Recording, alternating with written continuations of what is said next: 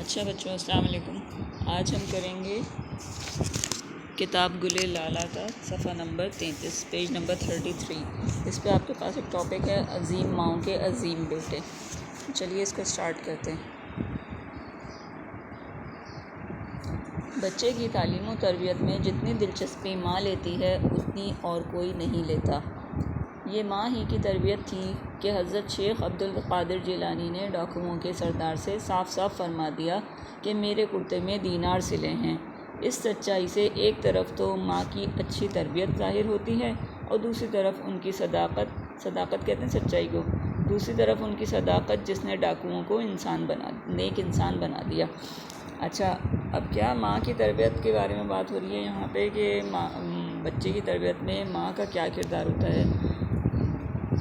आप भी यकीनन अपनी वालदा से बहुत करीब होंगे, अम्मी से बहुत करीब होंगे। जितनी आपकी तरबियत में, हमारी तरबियत में हमारी अम्मी का हिस्सा होता है, क्योंकि बच्चा छोटा सा होता है, उस वक्त से ही वो अपनी माँ के साथ वक्त गुजारता है। ज़्यादा से ज़्यादा हर ज़रूरत उसकी जो है वो माँ ही पूरी करती है। तो माँ और बच्चे का जो ताल्लुक़ होता है वो ज़्यादा करीबी होता है। ऐसा नहीं है कि अब्बू से करीब नहीं होते, अब्बू हमारे लिए मेहनत नहीं करते, अब्बू भी हमारे लिए बहुत मेहनत करते हैं। लेकिन जब हम छोटे होते हैं तो हमारी हर ज़रूरत का, छोटी से छोटी ज़रूरत का ख्याल भी कौन रखता है? माँ रखती है। तो माँ का जो किरदार होता है ना बच्चे की तरबियत में, छोटे से बच्चे को हर बात सिखाना, छोटी से छोटी बात सिखाना, तो ये सारा काम जो है वो वालदा करती हैं। अब यहाँ पे इन्होंने एक वाक़या शेयर किया। हज़रत अब्दुल क़ादिर जिलानी अपने वक्त के बहुत बड़े बुज़ुर्ग थे। जब वो बच्चे थे तो वो कहीं जा रहे होंगे तो उनके साथ ये है वो उनका सामना डाकुओं से हुआ। और बस्ते में तो किताबों के अलावा कुछ नहीं था, लेकिन ये कि उन्होंने जो है वो डाकुओं में से सच बता दिया कि मेरे कुर्ते में दीनार सिले हैं। अब उनकी इस सच्चाई को देखकर डाकुओं पे इतना असर हुआ कि वो भी शर्मिंदा हो गए कि हम क्या काम कर रहे हैं, कि छोटा सा बच्चा हमें जो है वो कितनी सच बात बता रहा है, कितना उसने जो है वो हिम्मत का मुजाहिरा किया। तो वो जो है वो फिर उनको अपना किए पे निदामत हुई थी और उन्होंने जो है वो अपने उस अमल से तौबा कर ली थी। तो अच्छा, फिर आगे पढ़ते हैं। हज़रत बायज़ीद बस्तामी रहमतुल्लाह अलैह भी अपनी माँ की तालीम व तरबियत और उनकी दुआ से अल्लाह के वली बने। अल्लाह के बहुत ही नेक बंदे थे, अल्लाह के बहुत ही बरगज़ीदा बंदे थे हज़रत बायज़ीद बस्तामी। उनके बारे में आ रहा है कि एक रात आपकी वालदा ने पानी मांगा। आप पानी का कटोरा लेकर उनके पास पहुँचे तो उन्हें सोता पाया। पानी का कटोरा क्या, पानी का प्याला कह लीजिए। पहले ज़माने में जो है ना मिट्टी के बर्तनों में ज़्यादातर खाना पीना होता था, तो पानी के लिए जो है वो पानी का प्याला बनाया जाता था, एक ख़ास किस्म का, उसे कटोरा कहते थे। तो आप पानी का कटोरा लेकर उनके पास पहुँचे तो उन्हें सोता पाया। हज़रत बायज़ीद रहमतुल्लाह अलैह उसी तरह कटोरा लिए खड़े रहे यहाँ तक कि फ़जर की अज़ान हो गई। अब आप जब पानी लेकर वापस आए तो उन्होंने देखा कि अम्मी तो सो गई हैं। अब उन्हें ये हुआ कि ऐसा ना हो कि जो है वो मैं जगाऊँ तो इनकी नींद ख़राब होगी, और ना लेके खड़ा रहूँ तो पता नहीं किस वक्त इन्हें पानी की ज़रूरत हो। तो वो इसलिए खड़े ही रहे कि जब मांगेंगी दोबारा तब दे दूँगा और इनकी नींद भी ना ख़राब हो। खुद से नहीं जगाया उन्होंने। माँ की आँख खुली तो देखा फर्माबरदार बेटा पानी का कटोरा लिए खड़ा है। वो बड़ी हैरान हुई और पूछा, बेटा तुम कैसे खड़े हो? आपने फरमाया, अम्मा जान आपने रात को पानी मांगा था, जब तक मैं पानी लाया आप सो चुकी थी और मैं आपको जगाने के बजाय ये सोचकर खड़ा रहा कि न जाने किस वक्त आपकी आँख खुल जाए और पानी की तलब हो। पानी की तलब हो यानी पानी की ख्वाहिश हो, पानी पीने की ज़रूरत महसूस हो। माँ ने मोहब्बत भरी नज़रों से फर्माबरदार बेटे को देखा और उसे दिल की गहराइयों से वो दुआ दी जिसने उन्हें इतना बड़ा रुतबा अता किया। अच्छा, माँ बाप की दुआएं आपको मालूम होना चाहिए कि इंतहाई कीमती होती हैं, हमारी पूरी ज़िंदगी का जो है वो अहाता कर रही होती हैं। जितना कोई शख्स जो है वो अपने माँ बाप की खिदमत करता है उसका दुनिया और आखिरत में उतना ही बुलंद दर्जा होगा, मुकाम होगा। माँ बाप की दुआएं इंसान की ज़िंदगी भर काम आती हैं। तो कोशिश यही करनी चाहिए है कि वालिदैन का दिल ना दुखाएं, बल्कि उनकी खिदमत करके उनकी दुआएं ज़्यादा से ज़्यादा लें। अब उनकी वालिदा ने उस वक्त सोचा, उन्हें कितना उनके ऊपर प्यार आया होगा कि मेरा बेटा रात भर मेरी वजह से जो है वो खड़ा रहा, मेरी मोहब्बत में उसने मुझे जगाया भी नहीं कि मेरी नींद ना ख़राब हो, और लेकिन मेरे ज़रूरत के ख़्याल से वो मेरी वजह से खड़ा रहा। तो उन्हें कितनी जो है वो उस वक्त उनके दिल में कितनी ज़्यादा मोहब्बत बढ़ी होगी, और उन्होंने जो है कि दिल से उन्हें दुआ दी होगी कि वो अल्लाह के नेक वली बने, अल्लाह के पसंदीदा बंदों में से एक बने। ठीक है, आगे चलते हैं जनाब। हज़रत निज़ामुद्दीन औलिया अभी सिर्फ 5 साल के ही थे कि उनके वालिद का इंतकाल हो गया। ये भी जो है वो हज़रत निज़ामुद्दीन औलिया भी अल्लाह के नेक बंदे थे, बुज़ुर्ग थे, बहुत बड़े वली थे ये भी। तो 5 साल के ही थे कि उनके वालिद का इंतकाल हो गया। वालिद के बाद उनकी सारी तालीम व तरबियत उनकी वालदा बीबी ज़ुलेखा ने की।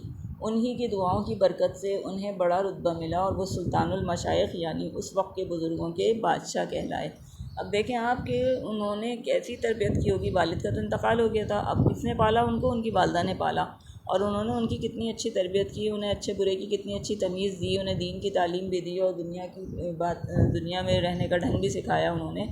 और किस कदर अच्छी तालीम दी होगी, तरबियत की होगी उनकी वालदा ने कि वो जो है वो सुल्तानुल मशाइख बने, यानी उस वक्त के बुज़ुर्गों के बादशाह कहलाए।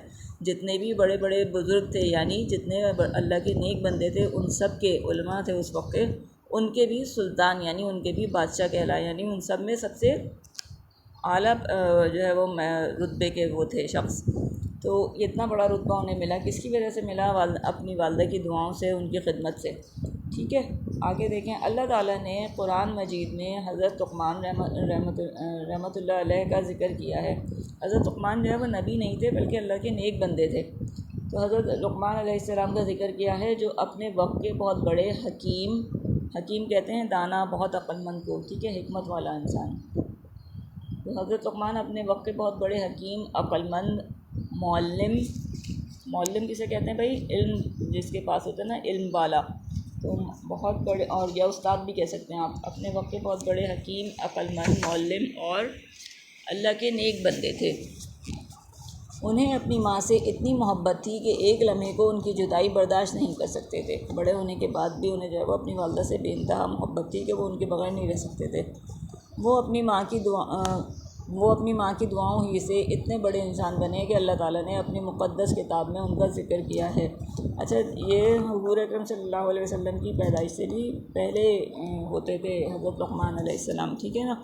और अल्लाह ताला के इतने नेक बंदे थे कि कुरान मजीद में अल्लाह ताला ने उनकी कुछ बातों का ज़िक्र किया है सूरह लुक़मान में। तो अब कितने अच्छे और नेक इंसान होंगे कि अल्लाह ताला ने अपनी किताब में उनका ज़िक्र फ़रमाया। हज़रत लुक़मान फ़रमाया करते थे, अगर मेरी माँ मुझसे जुदा हो जाए तो मैं पागल हो जाऊँगा।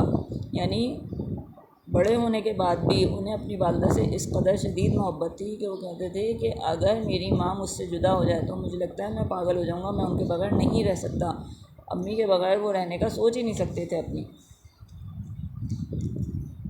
अब इससे जो है वो उनकी जो है वो मोहब्बत का भी पता लगता है। और आप ये देखिए कि कितने बड़े बड़े बुज़ुर्ग ऐसे ही नहीं बन गए।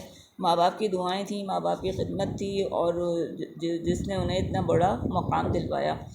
रईसुल अहरार मौलाना मोहम्मद अली जौहर बैक वक्त बहुत बड़े मुक़र्रिर, अंग्रेज़ी दां, अहले क़लम, अखबारात, कॉमरेड और हमदर्द के मुदीर और तहरीक आज़ादी के मुजाहिद थे। अच्छा भाई, इसमें तो बहुत सारे अल्फाज आ गए जिनके माने आपको पता होने चाहिए।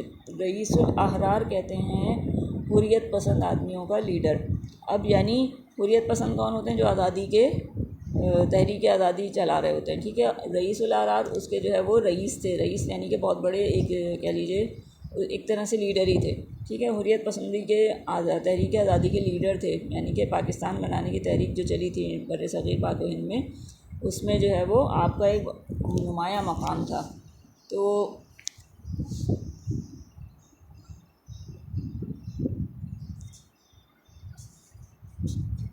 रईसुल अहरार मोहम्मद अली जौहर बैक वक्त यानी एक ही वक्त में बहुत बड़े मुक़र्रर नहीं है, मुक़र्रर के माने अलग होते हैं। यहाँ पे है लफ्ज़ मुक़र्रर, रे के नीचे ज़ेर है। मुक़र्रर यानी तकरीर करने वाला।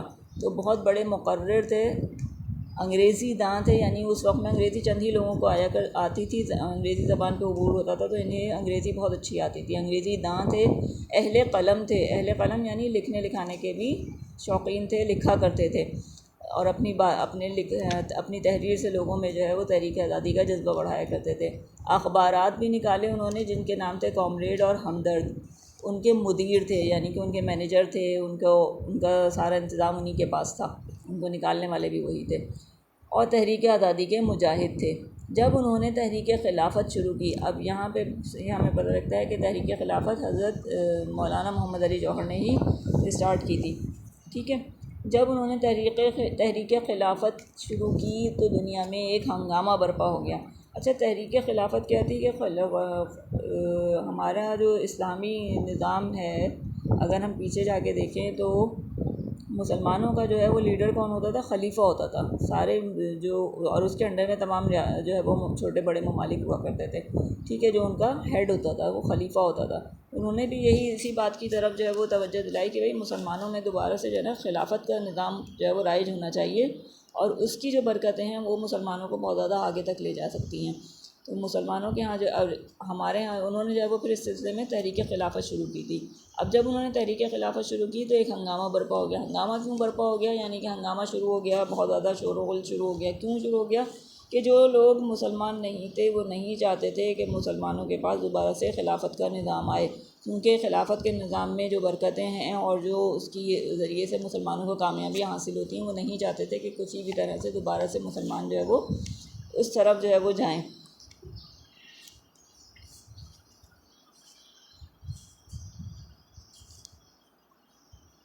इस्लाम दुश्मन क़ुव्वतों ने उनकी मुखालफत की और अंग्रेज़ों ने उन्हें क़ैद कर दिया। अभी ठीक है। अब जो लोग मुसलमानों की इस अमल के ख़िलाफ़ थे कि जी तहरीक खिलाफत का निज़ाम राइज हो, तो उन्होंने जो है वो उनकी शदीद मुखालफत भी की और अंग्रेज़ों ने भी मिल के उनका साथ दिया। और क्या किया कि उन्हें मौलाना मोहम्मद अली जौहर को क़ैद कर दिया।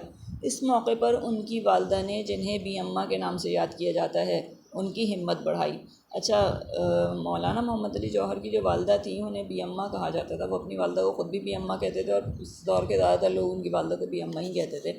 तो वो भी एक बहुत बड़ी अजीम खातून थी जिन्होंने इतने अच्छे अपने जो बच्चे थे उनकी बेहतरीन तरबियत की। मौलाना मोहम्मद अली जौहर की बहुत अच्छी तरबियत की, और उनके भाई भी थे, उनकी भी बहुत अच्छी तरबियत की। मौलाना शौकत अली उनके भाई थे। तो उन्होंने जो है वो उस वक्त में जब बेटे जो है वो उनके बहुत ज़्यादा उनको क़ैद कर दिया गया था और बहुत ज़्यादा मसाइब का शिकार थे, मुश्किलात का शिकार थे, तो उनकी वालदा ने उनकी बहुत हिम्मत बढ़ाई। उनके जज्बात को शफ़ीक़ रामपुरी ने इस तरह बयान किया है।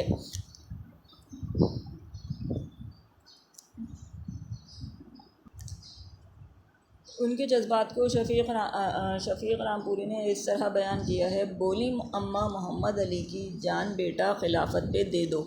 अब ये जो है ना, उन्होंने उस वक्त में अपनी वालदा, उनकी वालदा के क्या जज्बात थे बजाय, अब एक तो ये होता है ना कि वालदा बहुत परेशान होती है, मेरा बच्चा बंद है, उनसे कहें, वो कहें कि जी बेटा सब कुछ छोड़ दो और बाहर आ जाओ और इनसे जो है वो माफ़ी मांग लो।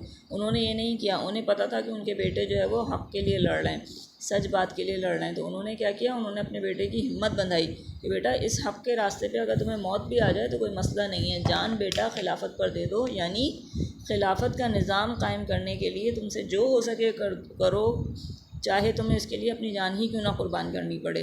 तो ये अब ये एक माँ की जो है वो समझदारी, हिम्मत और जज्बा है कि उन्होंने जो है वो बेटे से मोहब्बत अपनी जगह है, लेकिन दीन की खिदमत के लिए उन्होंने अपने बेटे की कुर्बानी देने से भी दरेग नहीं कर रही थी। उन्होंने अपने बेटे को भी बल्कि हिम्मत बंधाई कि आप जो है वो इस नेक काम के लिए, एक अच्छे काम के लिए जो है वो अपनी जान भी अगर आपको लुटानी पड़े तो कुर्बान कर दीजिए।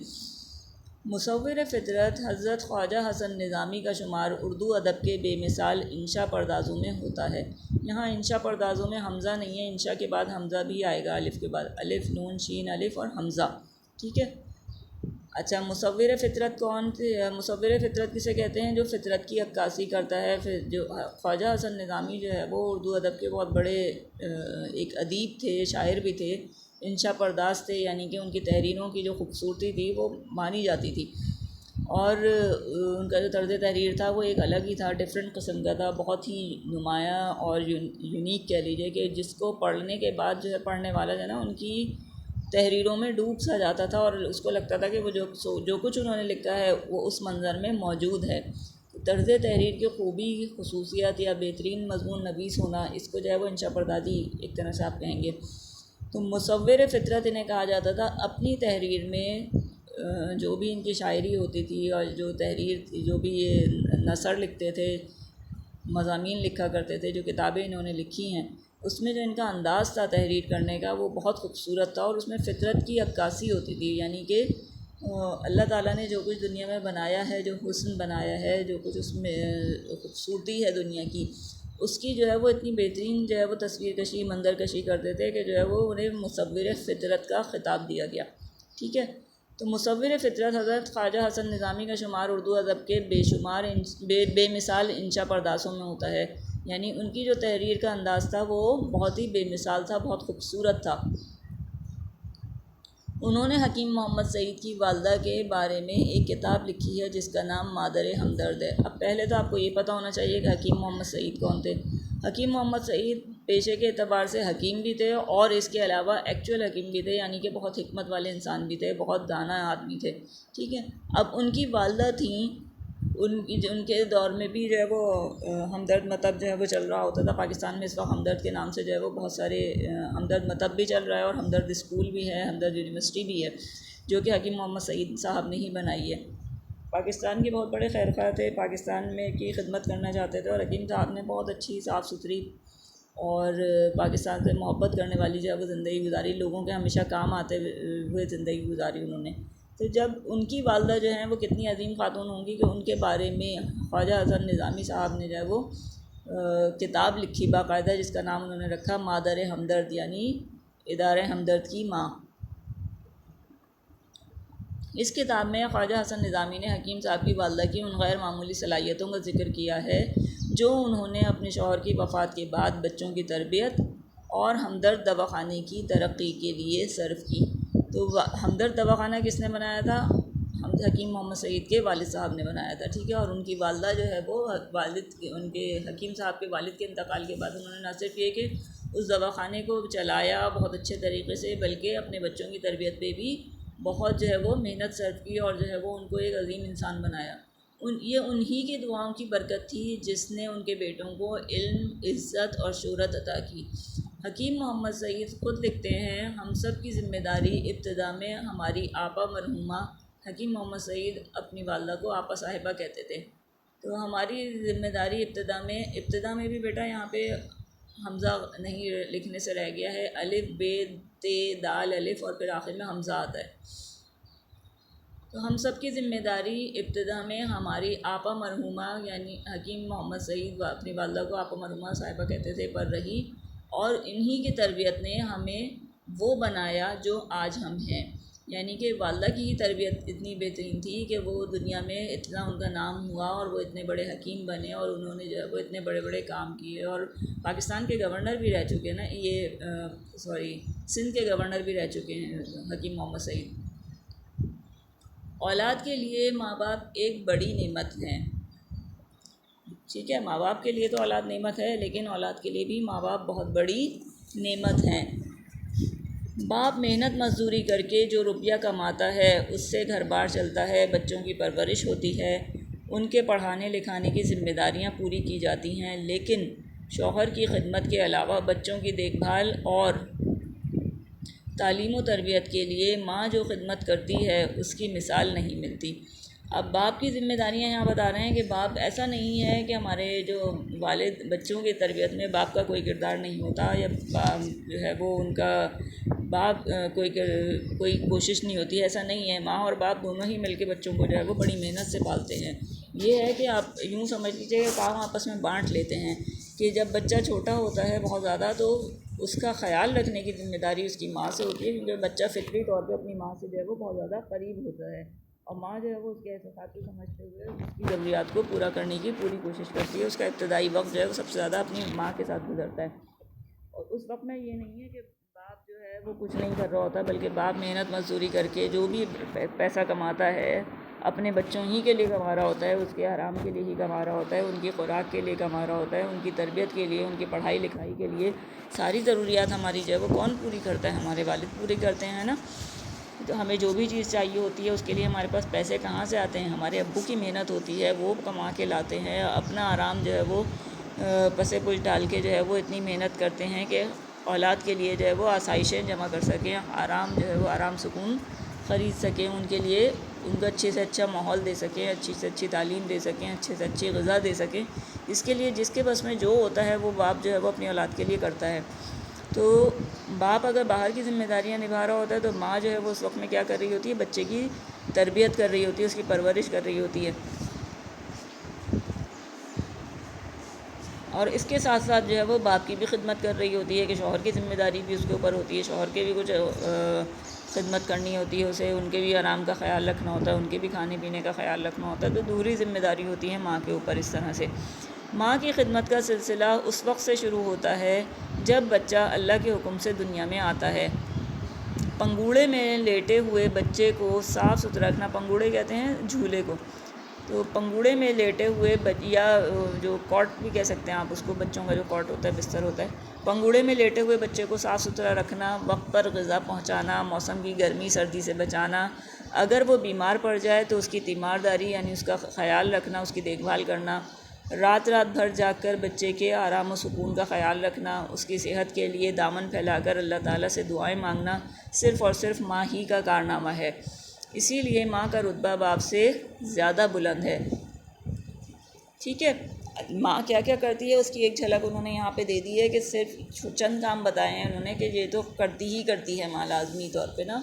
इसके अलावा भी हमारी अम्मी हमारे लिए क्या कुछ कर रही होती हैं, हमें उसका अंदाज़ा भी नहीं होता कि छोटे से बच्चे को जो है वो वक्त पर खाना खिलाना, उसको साफ़ सुथरा रखना, जो है वो उसको नहलाना धुलाना, बीमार पड़ जाए तो उसकी तीमारदारी, उसका ख़याल रखना, गर्मी सर्दी से बचाना उसे, और अगर बच्चा किसी तकलीफ़ में है या बीमार है तो रात रात भर जाकर उसका ख़याल रखना, ये सब जो है वो कौन कर रहा होता है? हमारी अम्मी कर रही होती हैं। ऐसा नहीं है कि उस वक्त में अब्बू कुछ नहीं कर रहे होते, अब्बू भी ये सब कुछ कर रहे होते हैं, दुआएँ मांग रहे होते हैं, लेकिन चूँकि छोटा बच्चा अपनी माँ से ज़्यादा करीब होता है और माँ उसको ज़्यादा अच्छे तरीक़े से हैंडल कर रही होती है, उसको समझ रही होती है, उसको उसका पता होता है कि उसको इस वक्त में किस चीज़ की ज़रूरत है, तो माँ जो है वो उस वक्त में उसके लिए सारा कुछ कर रही होती है।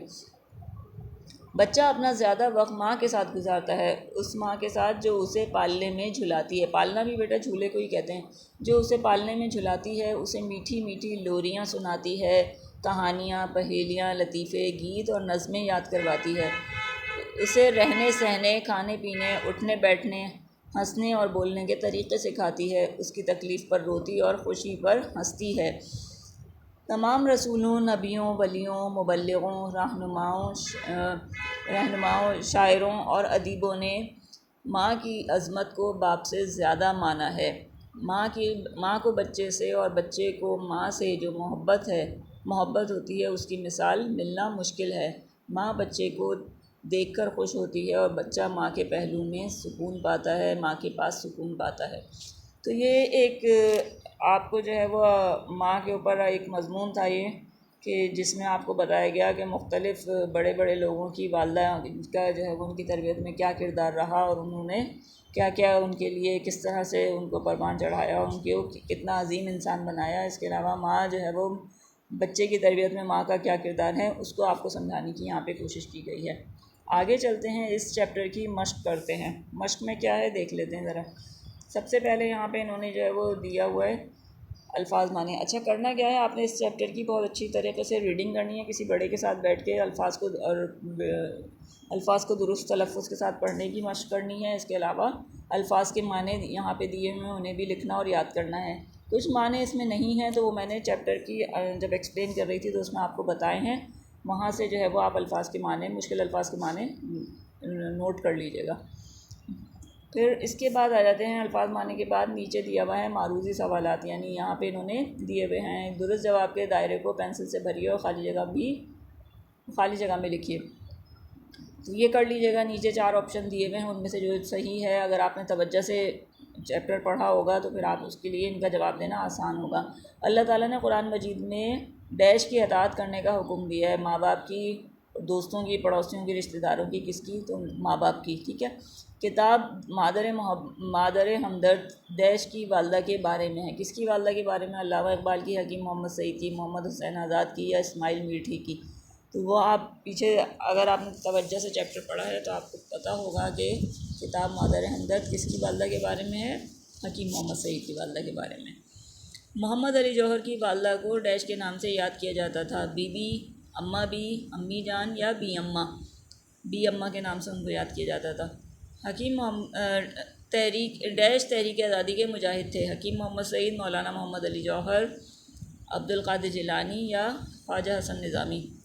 तो डैश में आएगा मोहम्मद अली जौहर, तहरीक आज़ादी के मुजाहिद थे।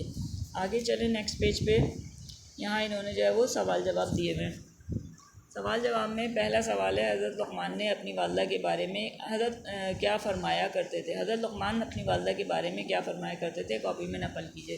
क्या फ़रमाया करते थे, आप जवाब देंगे हज़रत लुक़मान अपनी वालदा के बारे में फ़रमाया करते थे कि, और पीछे जाएंगे तो आपको जवाब मिल जाएगा कि अगर मेरी माँ मर जाए, मेरी मुझसे दूर हो जाए तो मैं पागल हो जाऊँ। यही था ना, अगर मेरी माँ मुझसे जुदा हो जाए तो मैं पागल हो जाऊँगा। ये हज़रत लुक़मान के अल्फाज थे। तो ये जवाब आप इसी तरह दीजिएगा कि हज़रत लुक़मान ने माँ के बारे में फ़रमाया कि, या हज़रत लुक़मान माँ के बारे में फ़रमाया करते थे कि अगर मेरी माँ मुझसे जुदा हो जाए तो मैं पागल हो जाऊँगा। फिर इसके बाद नेक्स्ट सवाल दिया हुआ है, 4 मशहूर शख्सियात के नाम और माँ के बारे में उनके अक़वाल लिखिए। अच्छा, माँ के बारे में उनके अक़वाल यानी वो अपनी वालदा के बारे में या क्या कहा करते थे, इसके बारे में आपने लिखना है, जो कि 4 लोगों के बारे में तो मिल जाएगा आपको, लेकिन उन्होंने क्या एग्जैक्ट अल्फाज कहे वो इसमें नहीं मिलेगा आपको, ये आपको सर्च करना होगा। हिंट के तौर पे मैं आपको थोड़ा बहुत बता देती हूँ, बाकी इसके अलावा भी आप किसी भी बड़े इंसान के अल्फाज जो उन्होंने अपनी वालदा के बारे में कहे वो आप लिख सकते हैं यहाँ पे। तो जवाब में आप लिखेंगे 4 मशहूर शख्सियात और उनके नाम जिन्होंने अपनी वालदा के बारे में जो भी अक़वाल कहे ना वो लिखेंगे। तो आप सबसे पहले हुज़ूर अकरम सल्लल्लाहु अलैहि वसल्लम ने क्या फ़रमाया, आप सल्लल्लाहु अलैहि वसल्लम ने फ़रमाया कि जन्नत तुम्हारी माँओं के कदमों तले है। ठीक है, एक फ़रमान ये हो गया, हुज़ूर अकरम सल्लल्लाहु अलैहि वसल्लम ने फ़रमाया जन्नत तुम्हारी माँओं के कदमों तले है। फिर इसी तरह से एक बड़े राइटर गुजरे हैं, विलियम शेक्सपियर, अंग्रेज़ी अदब के बड़े राइटर हैं। तो वो फरमाते थे कि बच्चे के लिए सबसे अच्छी जगह माँ का दिल है। एमर्सन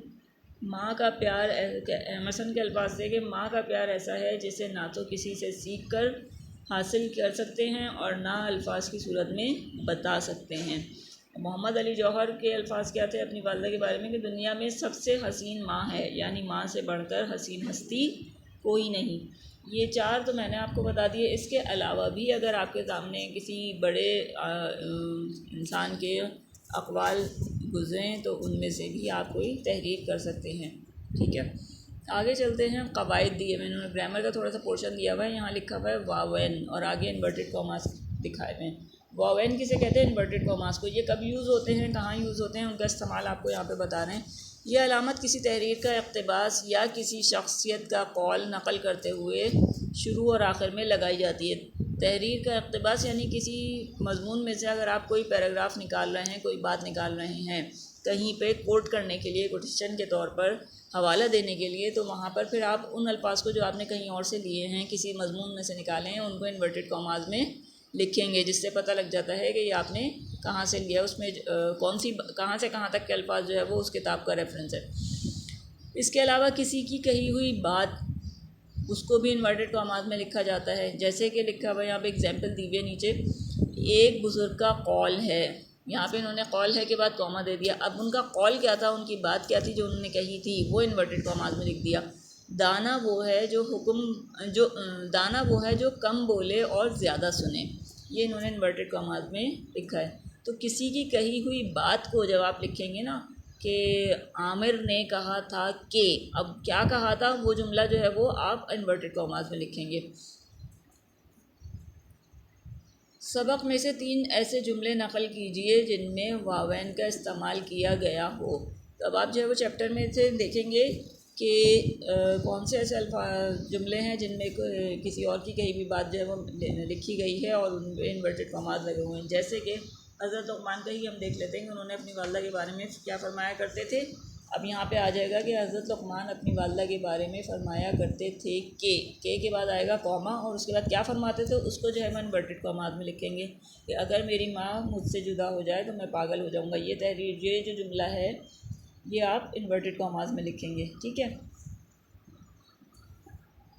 इसी तरह से आपने देखा होगा कि पीछे ख्वाजा हसन निज़ामी साहब का जिक्र आया था कि उन्होंने मादर हमदर्द यानी हकीम मोहम्मद सईद की वालदा के बारे में किताब लिखी और फिर नीचे दिया हुआ था उन्होंने कि हकीम मोहम्मद सईद ने अपनी वालदा के बारे में क्या लिखा था, क्या कहते थे कि अब वो क्या लिखा था अपनी किताब में वो नीचे आ रहा है कि हम सब की ज़िम्मेदारी इब्तिदा में हमारी आपा मरहूमा पर रही और उन्हीं के तरबियत ने हमें वो बनाया जो आज हम हैं। ये किसके अल्फाज हैं? ये हकीम मोहम्मद सईद के अल्फाज हैं। तो इनको जब आप लिखेंगे तो इन्वर्टेड कॉमास में ही लिखेंगे। इसी तरह से इस चैप्टर में से आपको ऐसे जुमले निकालने हैं जो कि इन्वर्टेड कॉमास जहाँ पे इस्तेमाल हुआ है, यहाँ पे इस अलामत को इस्तेमाल करने का तरीक़ा सिखाने के लिए आपको ये बताया गया। इसके बाद आते हैं मुज़क्कर मुअन्नस। उर्दू में हकीकी मुज़क्कर मुअन्नस यानी इंसानी और हैवानी के अलावा गैर हकीकी मुज़क्कर मुअन्नस भी इस्तेमाल किए जाते हैं। अच्छा जी, इंसानी और हैवानी हकीकी मुज़क्कर मुअन्नस का क्या मतलब है? मुज़क्कर और मुअन्नस जो है वो ये बताते हैं कि कौन सी चीज़ होता है और कौन सी चीज़ होती है। ठीक है, जैसे इंसानों में अम्मी, अब्बा, दादा, दादी, इनसे हमें पता लगता है कि अम्मी जो है वो ख़ातून हैं, मुअन्नस हैं, दादी जो है वो मुअन्नस है, लेकिन अब्बा और दादा जो है वो मुज़क्कर हैं। खाला जो है वो मुअन्नस हैं और खालू जो है वो मुज़क्कर हैं। फुप्पो जो है वो मुअन्नस हैं और फुप्पा जो है वो मुज़क्कर हैं। ये हकीकी कहलाएंगे। इसी तरह से हैवानी में अगर आते हैं तो शेर, शेरनी, घोड़ा, घोड़ी, तो इससे भी हमें पता लग जाता है कि कौन सा मुज़क्कर है और कौन सा मुअन्नस है जानवर। ये हकीकी कहलाते हैं, ये नज़र आ रहे होते हैं इसलिए। लेकिन कुछ गैर हकीकी भी होते हैं। गैर हकीकी मुज़क्कर मुअन्नस क्या होते हैं? वो अल्फाज जो मुज़क्कर या मुअन्नस बोले जाते हैं, जिनको कि हम आम तौर पर मुज़क्कर या मुअन्नस बोलते हैं। जैसे ज़मीन होती है और आसमान होता है। ज़मीन मुअन्नस, हमारी ज़मीन बहुत खूबसूरत है। आसमान मुज़क्कर बोला जाता है। मेरे कमरे की खिड़की से नीला आसमान नज़र आता है। ये आता है हमें बता रहा है कि आसमान जो है वो मुज़क्कर बोला जाता है।